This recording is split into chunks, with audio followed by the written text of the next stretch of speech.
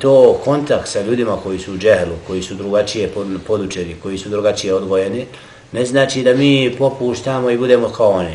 Ne, nego u pristupu, u ahlaku, oni ako nekad na nama grubost pokažu, mi ćemo bliskost, u smislu popustljivost, nećemo im staviti da sa njima se razračunavamo jer su u džehlu. Znači kad vidimo momena da možemo prići u dijalogu s njima, zdravo ćemo dijalog voditi s njima. A ne na uštrb toga da mi ostavljamo ehlesunetski menedž i da radimo neke stvari koje su zabranjene, da skraćuje bradu, da ovo, da ono, ne, da neke bid'ate prakticira, ne znam, nemamo pravo na to.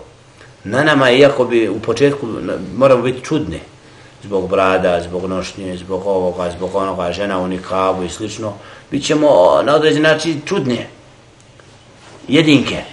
Ali ako svojim ahlakom din osjetimo i kasnije oni će vidjeti u nama dosljednost inšala vremenom. A to da čovjek krene pa da popusti pa da onda pravi sebi opasku da ne ide u džemat, da ne klanja u džematu i slično, da onda postane strana sam sebi. Jer bude ponižen, iskompromitovan, ne bude od onih koji je dosljedan onome što poziva.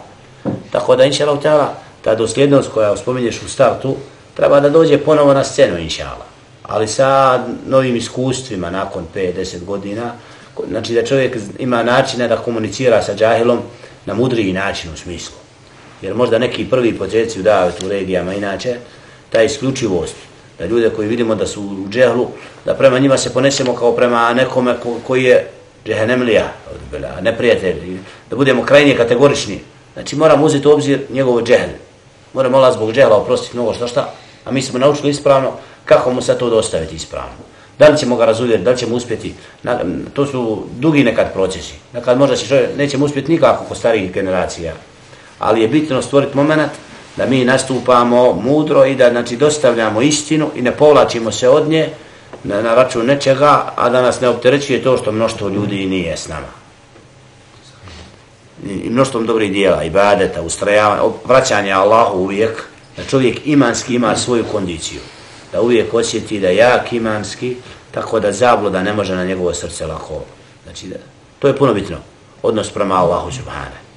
To pozivamo svakoga da tu bude čvršći, puno učenja Kur'ana, puno samostalnog ibadeta, čitanja knjige, noću da ustane da klanja, da te ibadete stavimo sebi, onda ćemo mi imanski biti jaki pa ćemo moći, onda će nam Allah dati lin, znači nježnost u našim tijelima, u našim postupcima, pa će ljudi u nama vidjeti nur i svjetlo preko koga će osjetiti da je sa nama mudrost. Onda jezik i slično, govor će nam Allah dati inšala da bude do hajera.